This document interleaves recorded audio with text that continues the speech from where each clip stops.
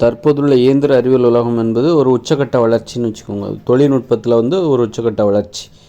அப்போது இது மறைமுகமாக இதில் என்ன இருக்குது அப்படின்னா, ஒரு உச்சக்கட்ட வளர்ச்சிக்கான அடிப்படை ஆதாரமான ஒரு தூண்டுதல் என்னவாக இருக்குன்னா, நம்ம பரிணாம வளர்ச்சியில் நாம் ஒரு உச்சக்கட்டத்தை முழுமையாக அடைய போகிறோம். அதனால் தற்போதுள்ள இயந்திர அறிவியல் உலகம் அதனை அதனை தான் மூலதனமாக வச்சுக்கிட்டு ஒரு பரிணாம வளர்ச்சியில் நாம் ஒரு மனித உயிர்களாக மாறுவதற்கு நாம் முயற்சிக்கிறோம். நம்ம எங்கே போகிறோம், நம்ம உண்மையிலே வெற்றி அடைய மாட்டோமா அப்படின்ட்டு நமக்கு தெரியாது. நாம் உண்மையிலே எதிர்காலத்தில் இந்த மனித இனம் உயிரோடு வாழாதுன்னு தெரியாது.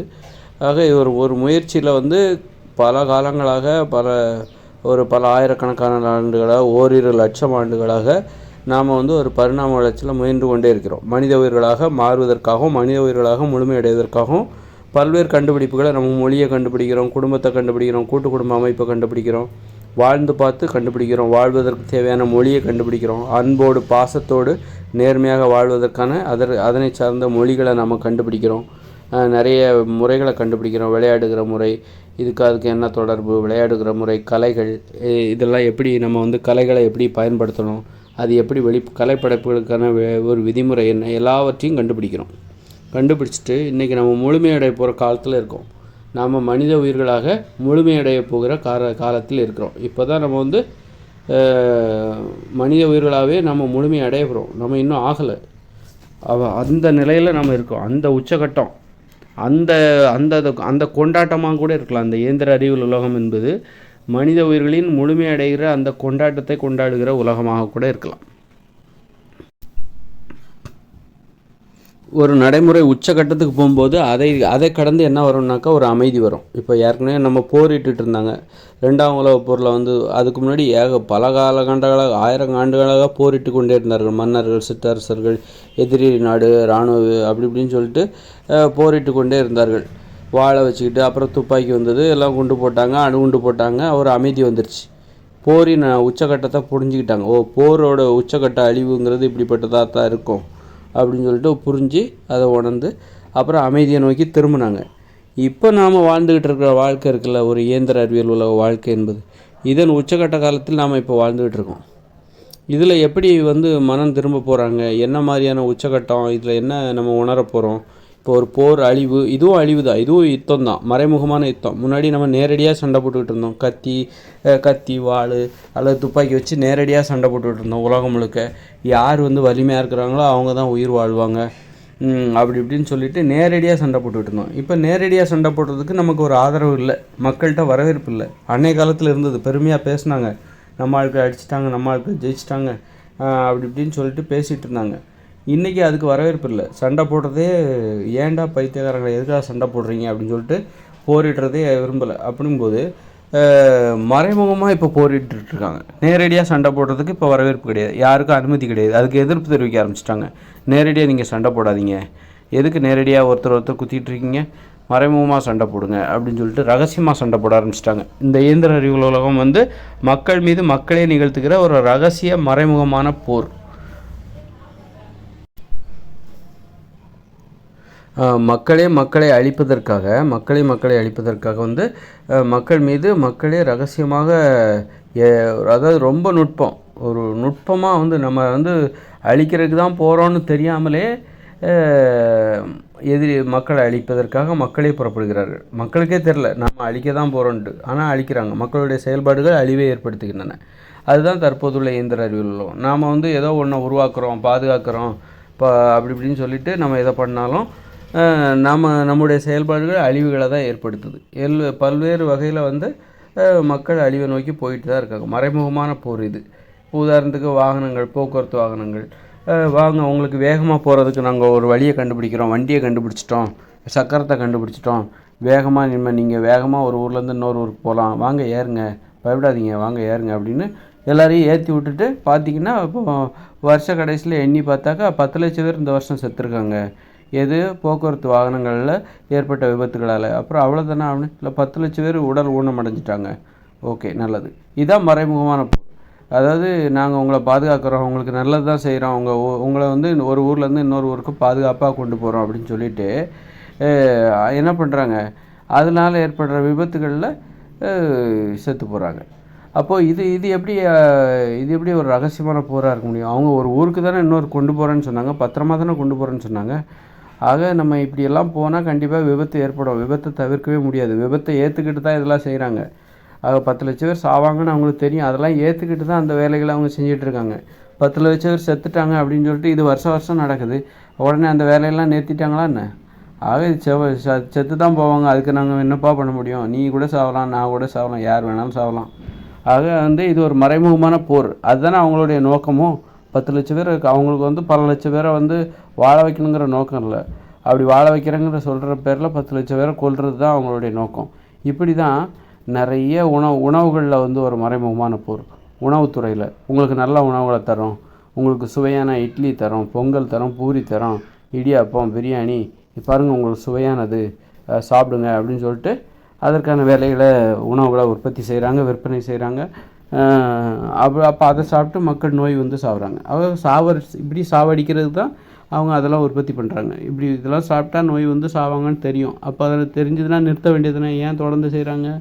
அப்போ அவங்க சாவெல்லாம் ஏற்றுக்கிட்டு தான் அந்த வேலையை செய்கிறாங்க. சாவடிக்கிறதுக்காகவே அந்த வேலையை செய்கிறாங்க. இது ஒரு மறைமுகமான போர், ரகசியமான போர். இப்படி கூட சாகடிக்க முடியும். நீங்கள் நேரடியாக போய் கத்தியால் குத்தணுங்கிற அவசியமே இல்லை. நேரடியாக துப்பாக்கியால் சண்டை போடணுங்கிற அவசியமே இல்லை. இந்த மாதிரி கூட சாவடிக்க முடியும். எல்லாம் கொலைவெறி தான் காரணம். எல்லாத்துக்கும் கொலைவெறி தான் காரணம். கொலைவெறியோடு தான் இந்த போக்குவரத்து வாகனங்கள் இதெல்லாம் தயாரிக்கணும்னு உங்களுக்கு என்ன நோக்கம் வருதுன்னா கொலைவெறி. அந்த கொலைவெறியை இப்படி கூட தணிச்சிக்கலாம். அது மாதிரி நல்லது செய்கிற மாதிரி செஞ்சுட்டு இந்த மாதிரி கொண்டுட்டு போயிடலாம். யாருக்கும் எந்த எவிடன்ஸும் கிடையாது. நம்மளை தூக்கிலையும் போட மாட்டாங்க.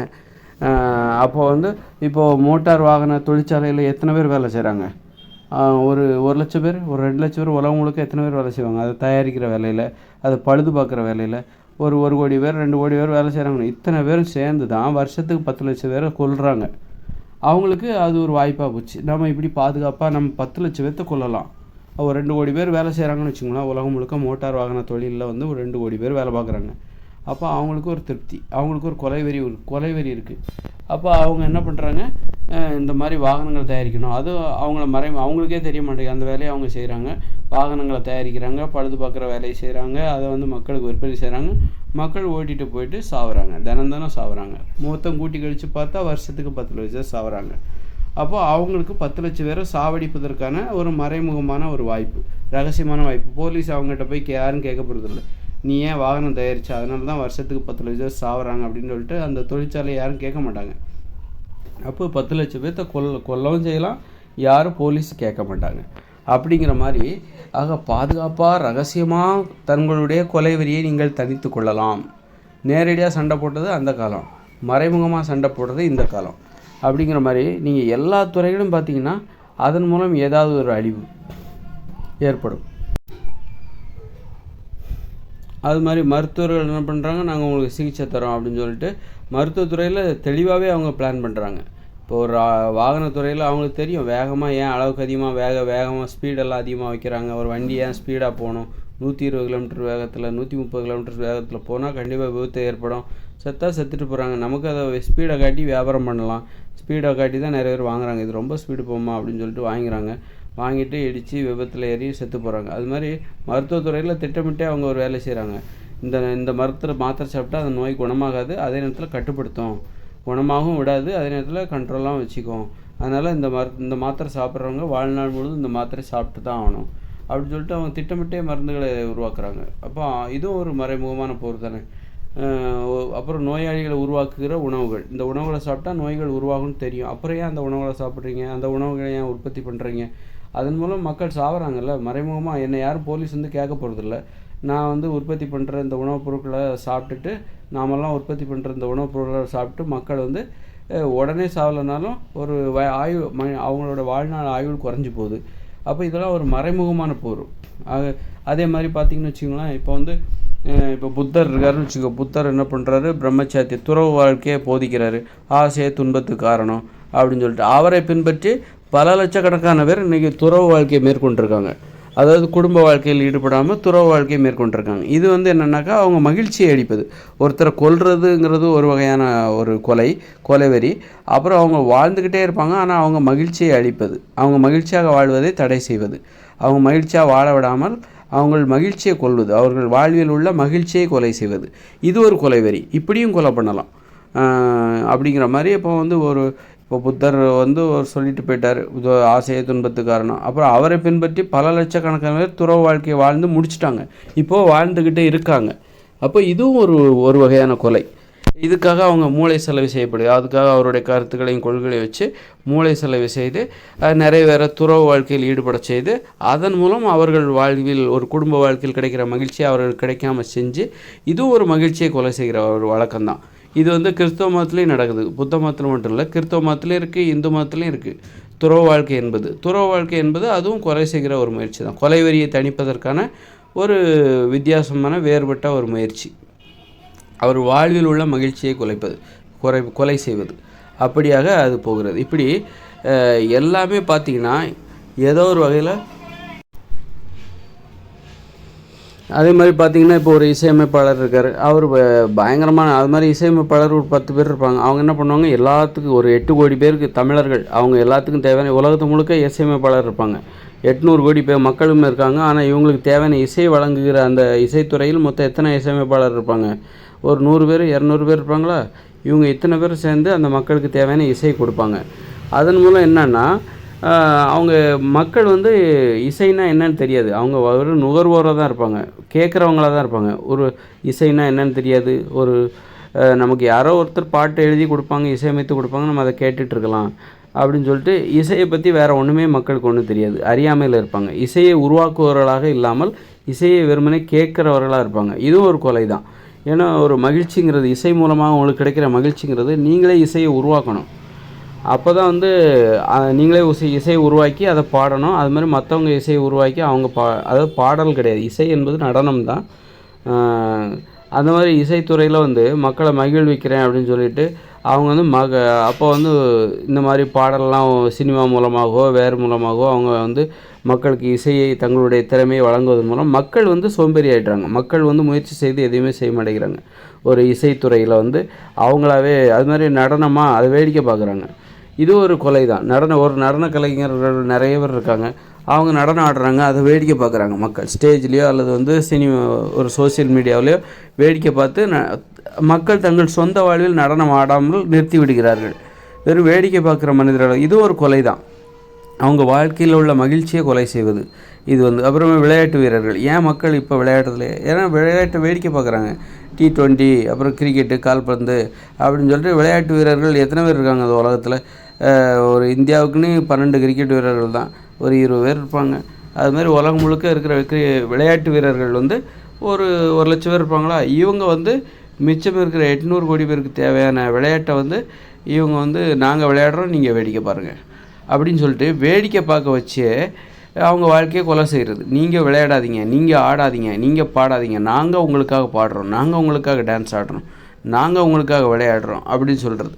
அப்படி சொல்லி நாங்கள் உங்களுக்காக ஆட்சி செய்கிறோம், நீங்கள் பேசாமல் எங்களை வேடிக்கை பாருங்கள் இப்படி சொல்லியே கொலை செய்வது. அவர்களை வாழ விடாமல் கொலை செய்வது, அவர்களை ஆட விடாமல், அவர்களை விளையாட விடாமல், மக்களை விளையாட விடாமல், மக்களிடம் உள்ள கலைகளை பிடுங்கி, மக்களிடம் உள்ள விளையாட்டுகளை பிடுங்கி வியாபாரமாக்கி அவர்கள் வாழ்ந்து கொண்டு போவார்கள். இப்படி எல்லா துறையுமே பார்த்திங்கன்னா ஏதோ ஒரு வகையில் மறைமுகமாக மக்களுடைய மகிழ்ச்சியை கொலை செய்வது, மக்களை நேரடியாக கொலை செய்வது, அதுதான். அப்புறம் 8 மணி நேரத்துக்கு வேலை, வீட்டில் குடும்பத்தோட நேரம் செலவழிக்க முடியல, வேலை வேலை வேலை. இதுவும் ஒரு கொலை தான். இவங்க குடும்பத்தில் போய் சந்தோஷமாக இருக்கக்கூடாது, குடும்பத்தோட நேரம் செலவழிக்கக்கூடாது, மனைவி மக்கள் அப்படின்னு சொல்லிட்டு சந்தோஷமாக வாழக்கூடாது யாருமே. அதனால் அவங்களெல்லாம் வேலை செய்கிற இடத்துல 10 மணி நேரம் 12 மணி நேரம் அவங்களுக்கு ஆசை காட்டு, நிறைய நேரம் வேலை பார்த்தாங்கன்னா உங்களுக்கு நிறைய சம்பளம் தரும்னு சொல்லிட்டு ஆசை காட்டுங்க தொழிலாளர்களுக்கு. அப்போ அவங்க நிறைய நேரம் வேலை செய்வாங்க, அதன் மூலம் அவர்களுக்கு குடும்பத்தில் இருக்கிற மகிழ்ச்சி கிடைக்காமல் போயிடும். அப்போ இதுதான் இப்படி தான் கொலை செய்கிறாங்க. இது ஒரு கொலை, இதுவும் ஒரு கொலை வெறி தான். அப்புறம் நீ வெளிநாட்டுக்கு போ, குடும்பத்தை பிரிஞ்சு பணத்தை சம்பாதிக்கிறக்காக வெளிநாட்டுக்கு போ அப்படின்னு சொல்லிட்டு குடும்பத்தை பிரிஞ்சு அவன் வெளிநாட்டில் போய் நிறைய பணம் சம்பாதிச்சு வீடு கட்டுவாங்க. ஆனால் குடும்பத்தை பிரிஞ்சுட்டாங்கன்னா இதுவும் ஒரு கொலை தான். அவங்கள எப்படி மகிழ்ச்சியாக வாழக்கூடாது. அதாவது அவங்கள ஒன்று கொலை பண்ணணும், இல்லைன்னா வேறு ஏதாவது பண்ணி அவங்க மகிழ்ச்சியாவது கொலை பண்ணணும், உயிரோடு வாழ்கிற மாதிரி இருக்கணும், ஆனால் சந்தோஷமாக வாழ்ந்துடக்கூடாது அப்படின்னு சொல்லிட்டு இது ஒரு வேலை.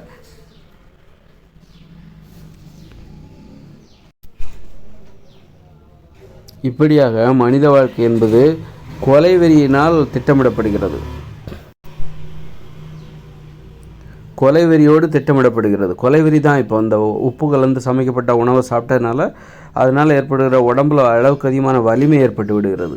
நீங்கள் ஒரு சோறு பிரியாணிலாம் சாப்பிட்டீங்கன்னு வச்சிங்க, பழைய சாதம் சாப்பிட்டீங்கன்னு உடம்புல பயங்கர தெம்பு கிடைக்கும். காலையில் இட்லி சாப்பிட்றீங்க, 4-5 இட்லி, ஒரு வடை, மத்தியானம் இந்த மாதிரி சோறு பூரி பொங்கல் ஏதாவது பிரியாணி அது மாதிரி ஏதாவது சாப்பிட்றீங்க, சாயந்தரம் இப்படி எப்போ பார்த்தாலும் உப்பு கலந்து சமைக்கப்பட்ட உணவு சமைச்ச உணவுகளை சாப்பிட்டுட்டே இருக்கீங்க பார்த்தீங்களா. உப்பு போட்டோ அல்லது இனிப்பு சேர்த்தோ சமைச்ச உணவுகளை சாப்பிட்டுட்டே இருக்கிறதுனால உடம்புக்கு அளவுக்கு அதிகமான வலிமை. அப்போ யாரையாவது அடிமைப்படுத்தணும், அடிக்கணும், வீழ்த்தணும், அடிமைப்படுத்தணும், கொலை செய்யணும், அந்த கொலை வெறி ஏற்படுது. அந்த அளவுக்கு அதிகமாக வலிமை ஏற்பட்டுச்சுன்னா தன்னுடைய வலிமையை எப்படி வெளிப்படுத்தணும்னு தான் பார்ப்பாங்க. முன்னாடி கடந்த காலங்களில் நிறைய தொழில்கள் இல்லை, விவசாயம் மட்டும்தான் இருந்தது. அப்போ இந்த உப்பு போட்டு சாப்பிடும்போது நிறைய 3 வேளை சாப்பாடும் உப்பு போட்டு சமைச்சு சாப்பிடும்போது அல்லது இனிப்பு கலந்து சமைச்சு சாப்பிடும்போது, சமைத்த உணவுகள் தான் இங்கே ரொம்ப முக்கியம். சமைச்சு சாப்பிடும்போது அதில் உப்பு போடுவாங்க அல்லது ஒரு இனிப்பு சேர்ப்பாங்க. அப்போது உடம்புல அளவுக்கு அதிகமான வலிமை ஏற்படுது. ஒரு பச்சையாக நீங்கள் காய்கறி சாப்பிட்டா அந்த வலிமை உங்களுக்கு ஏற்படாது. ஆனால் நீங்கள் உப்பு போட்டு சாப்பிட்டிங்கன்னா உங்களுக்கு உப்பு போட்டோ அல்லது இனிப்பு சேர்த்தோ சமைச்சு சாப்பிட்டிங்கன்னா வலிமை பன்மடங்கு ஏறும். பன்மடங்கு வலிமை ஏறிச்சுன்னா என்னாகும்? யாராவது அடிக்கணும் போல் தோணும், யாராவது அடக்கணும், அடிமைப்படுத்தணும், என்கிட்ட பணிஞ்சு போ, இல்லைன்னா ஒன்றும் உண்டு இல்லைன்னு பண்ணிடுவோம், அந்த மாதிரி சொல்லணும்னு தோணும். நெஞ்சு நிமித்தி அடிக்கணும், உதைக்கணும் அப்படின்ட்டு போகணும்ல. அப்போ தான் கடந்த காலங்களில் வலிமையை நிரூபிக்கணும்னா மற்றவங்களை அடிக்கணும், அடிமைப்படுத்தணும், இல்லைன்னா கொலை செய்யணும். அடிமையாக மறுத்து விட்டால் அவர்களை கொலை செய்யணும். நான் வருவேன், நீ பணிஞ்சிரு, எனக்கு அடி பணிஞ்சிரு, நீ மறுத்தாயானால் உன்னை கொலை செய்து விடுவேன். அப்போ தான் இந்த போர்லாம் அதனால தான் ஏற்படுது. அப்போ சரி, அடிமைப்படுத்தணும், இவங்களுக்கு அடிமைப்படுத்தணும், அந்த கொலைவெறி இருக்குது, அதுக்கு ஏதாவது மாற்று வாய்ப்பு கொடுங்க. இந்த மாதிரி நேரடியாக கொலை பண்ணுறது சகிச்சிக்க முடியலை. குண்டு போட்டு கொலை பண்ணுறது, ஏவுகணை போட்டு கொலை பண்ணுறது, ஃப்ளைட்டில் தாக்குறது வேண்டாம், இது ரொம்ப கொடூரமாக இருக்குது, வேறு ஏதாவது வழி இருக்கா? அணுகுண்டு போட்ட உடனே சரி நேரடியாக கொலை செய்கிற அந்த வழியெல்லாம் பார்த்தா ரொம்ப ஆபத்தாக இருக்குது, அழிவு அதிகமாக இருக்குது. அணுகுண்டை போட்ட அந்த அழிவை பார்த்த உடனே 2 லட்சம் பேர் செத்து போனாங்க பார்த்தீங்களா. அதை பார்த்தோன்னே மக்களுக்கு போதுண்டா அப்படின்னு சொல்லிட்டு இந்த நேரடியாக சண்டை போடுறத வச்சுக்க வேண்டாம், வேறு மாதிரி சண்டை போடுவோம். இனிமேல் எப்படி சண்டை போடலாம், நீ டாக்டராக, நான் இன்ஜினியர் ஆகிறேன், அப்படி இப்படின்னு சொல்லிட்டு நீ ஆசிரியர், விஞ்ஞானியாக, இப்படி ஒரு துறை, ஒவ்வொருத்தரும் ஒவ்வொரு துறையை தேர்ந்தெடுத்துக்கோங்க. அந்த துறையில் நீ பெரிய ஆளாகணும்னா உனக்கு கீழே 4 பேரை அடிமைப்படுத்தணும். அப்போ அடிமைப்படுத்துகிற அந்த வெறி இதன் மூலம் அடங்குகிறது. ஆக அடிமைப்படுத்துகிற வெறிவை தான் இந்த உப்பு கலந்து உணவுகளை சமைச்சு சாப்பிட்றோம்ல, இனிப்பு கலந்தோ அல்லது உப்பு கலந்தோ உணவுகளை சமைத்து சாப்பிடுவதால் மனித உயிர்களின் உடலில் அளவுக்கு அதிகமான வலிமை ஏற்படுகிறது. அந்த வலிமை பிறரை அடிமைப்படுத்த வேண்டும் என்கிற ஆசையை தூண்டுகிறது. அப்படி இருக்கும்போது அடிமைப்படுத்துவதற்கு எளிதாக பெண்கள் மாட்டிக்கொள்கிறார்கள் ஆண்களுக்கு. இப்போ ஏன்னா அடிமைப்படுத்தணும், அப்போ அதுக்கு எங்கே பாதுகாப்பாக இருக்குது, எங்கே ஈஸியாக இருக்குது? பெண்களை அடிமைப்படுத்தினா நமக்கு ஒரு பாதுகாப்பு, ஒரு ஈஸியாக இருக்குது. சரி, பொண்டாட்டி அடிமைப்படுத்து, அவள் நமக்கு அச்சுறுத்தலாக விளங்க மாட்டா. ஒரு ஆம்பளை ஒரு ஆம்பளை அடிமைப்படுத்தினா திருப்பி அடிப்பான், ரொம்ப அச்சுறுத்தல். அதெல்லாம் நடக்காதுப்பா, வேறு ஏதாவது வழி இருக்கா? பொம்பளைங்க ஏன் சும்மா தான் இருக்காங்க, அவங்களாம் உடம்புல வலிமை இல்லை, ஆண்களை விட வலிமை குறைவாக தான் இருக்காங்க, அவங்கள அடிமைப்படுத்து. ஒவ்வொருத்தருக்கும் அவங்க ஒரு பொண்டாட்டி, பிள்ளைகள், பெண் பிள்ளைகள் அப்படின்லாம் இருக்குல்ல, அம்மா, இப்படி பெண்களை அனைத்தையும் ஆண்களை அடிமைப்படுத்துங்க. அப்போ அதன் மூலம் இந்த அடிமைத்தனம் என்பது அந்த அடிமைப்படுத்த வேண்டும் என்கிற வெறி தனியுது. அப்புறம் நீ ஆண்கள் வெளியில் வேலைக்கு போகிறாங்க, அங்கே போனீங்கன்னா மேலே நீ நல்லா எல்லோரையும் அங்கேயே அடிமைப்படுத்தணுமா? நீ உன்னுடைய தொழிலை சிறப்பாக செய்ய, தொழிலில் உயர்ந்த நிலைக்கு போ, உனக்கு கீழே 10 பேரை வச்சு அடிமைப்படுத்தலாம். இந்த மாதிரி அடிமைப்படுத்த வேண்டும் என்கிற வெறியை தணிப்பதற்காக இது உருவாக்கப்படுகிறது. இந்த மாதிரி மற்றவங்களை வேலை வாங்கி இந்த இயந்திர அறிவியல் உலகமே பிறரை அடிமைப்படுத்த வேண்டும் என்கிற வெறியை தணிப்பதற்காக ஒரு வழிகளை ஏற்படுத்திய ஒரு உலகம்தான் இது. அப்படி உருவாக்கப்பட்ட உலகம்தான் இது. அடிமை ஆகலையா, நான் அடிமைப்படுத்துவேன், நான் வேலை வாங்குவேன், நீ பணியலைன்னா உன்னை கொன்றுவேன் அப்படின்ற மாதிரி தான் இது கொலைவெறி. அது கொலைவெறியாக மாறுகிறது. அடிமைப்படுத்த வேண்டும் என்கிற வெறிக்கு அங்கு யாரும் இணங்கலைன்னா அது கொலைவெறியாக மாறிவிடுகிறது. நான் அவனை அடிமைப்படுத்துவேன், நீ அடிமை ஆகலையா, உன்னை இந்த இடத்த விட்டே வெளியே போய் சொல்லிடுவேன், இந்த இடத்துல நீ இருக்கக்கூடாது, நீ அப்புறம் எப்படி சாப்பிடுவ, எப்படி சம்பாதிப்ப, நான் சொல்கிற வேலையை நீ செய்யணும், ஒரு தொழிலில் போனால் நான் சொல்கிற வேலையை நீ செய்யணும், செய்யலைன்னா நீ எனக்கு இணங்கலை, எனக்கு எதிராகவே நடக்கிற அப்படின்னா கண்டிப்பாக நான் உன்னை இந்த வேலையில் விட்டு தூக்கிடுவேன் அப்படின்னு சொல்லுவாங்க. அதன் மூலம் உனக்கு சம்பாத்தியம் கிடைக்காது, அப்புறம் வெளியில் போய் நீ சாப்பாட்டுக்கு ஒன்றும் பண்ண முடியாது, உன் குடும்பம் வறுமையில் தள்ளப்படும், அதன் மூலம் நான் உனது வாழ்வில் உள்ள மகிழ்ச்சியை கொலை செய்து விடுவேன். அந்த மாதிரி ஆக இப்படி மற்றவங்களை அடிமைப்படுத்தணும் அப்படிங்கிறத எது உருவாக்குது அப்படின்னா, அந்த உப்பு கலந்து சமைக்கப்பட்ட உணவுகள், இனிப்பு கலந்து சமைத்த உணவுகள் என்பது அது உணவல்ல, அது ஊக்க மருந்துன்னு நான் ஏற்கனவே சொல்லிட்டேன். அது வந்து சமைத்து விட்டாலே அது உணவல்ல, அது ஊக்க மருந்தாக விடும். சமைப்பது அனைத்துமே மருந்து. எது உணவுனா பச்சையாக சாப்பிட்றோம் பாருங்கள், அதுதான் உணவு.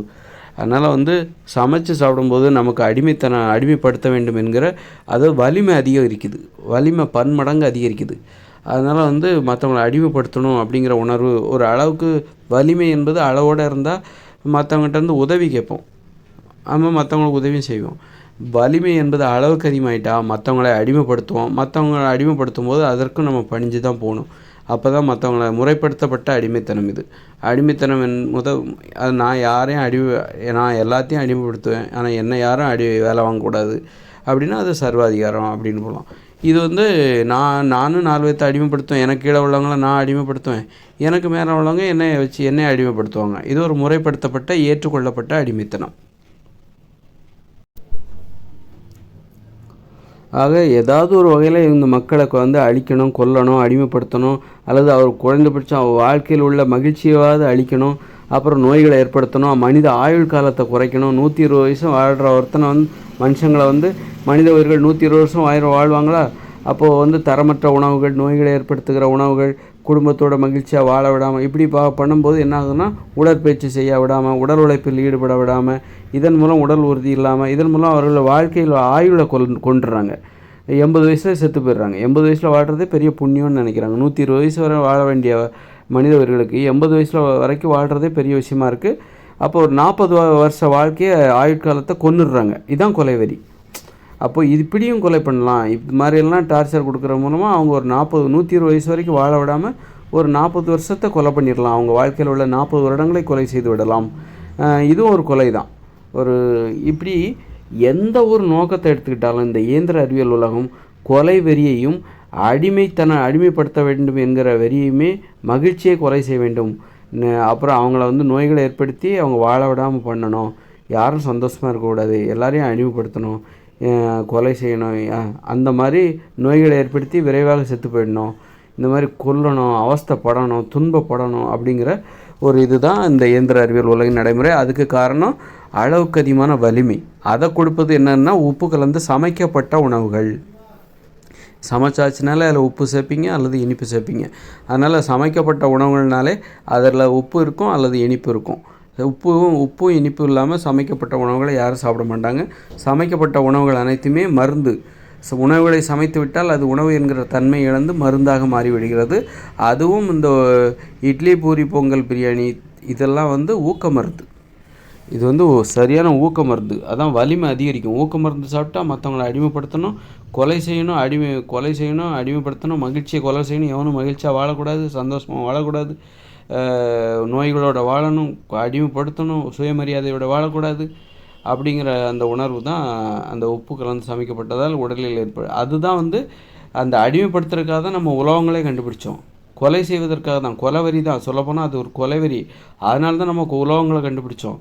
உப்பு கலந்து உணவுகளை சமைத்து சாப்பிடும்போது ஏன் வந்து அவங்களுக்கு கொலைவெறி ஏற்படுது? அதான் அளவுக்கு அதிகமான வலிமைன்னு சொல்லிட்டேன். அதனால தான் அந்த கொலைவெறி ஏற்பட்டதுனால தான் உப்பு கலந்து உணவுகளை சமைத்து சாப்பிடுவதால் உடலில் ஒரு கொலைவெறி ஏற்படுது. அந்த கொலைவெறி ஏற்பட்டதால் தான் உலகங்களே கண்டுபிடிக்கிறாங்க.